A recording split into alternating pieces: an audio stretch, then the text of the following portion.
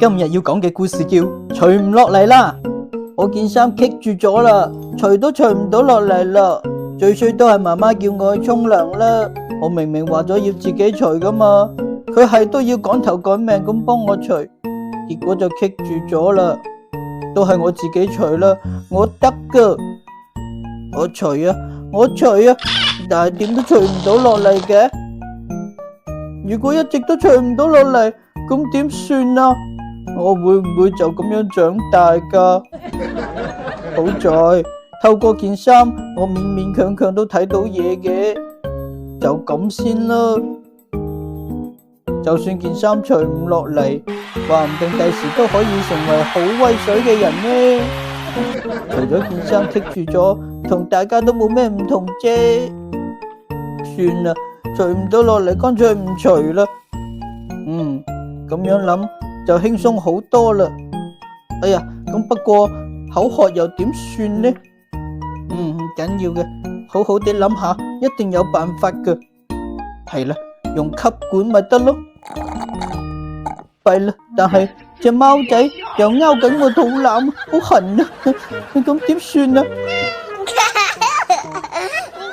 我可以餵佢食，陪佢玩，行到邊都舉住佢，咁佢咪勾我唔到咯。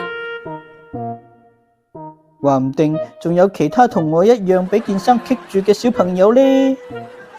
我可能好快就會揾到佢，同佢做朋友，我哋可以一齊玩。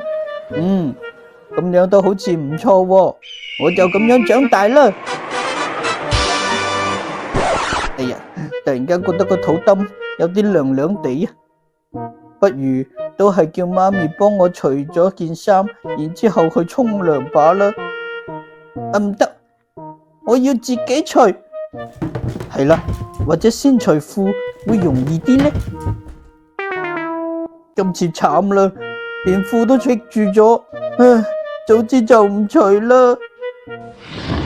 都係等媽咪幫你啦。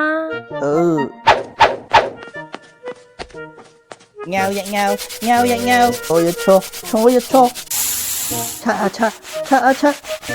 最後我都係要聽媽媽話。好啦，着返件睡衫啦。着咗條褲先。我都話我一定得噶啦，我自己可以。又棘住咗添。如果一直都着唔入去，點算呢？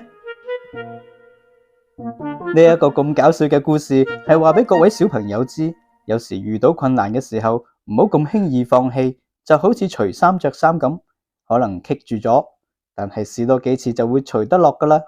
就算真係除唔到，亦都唔緊要，你勇於嘗試就會有經驗，話唔定下一次就可以威俾爸爸媽媽睇，自己除到衫，亦都着到衫噶啦。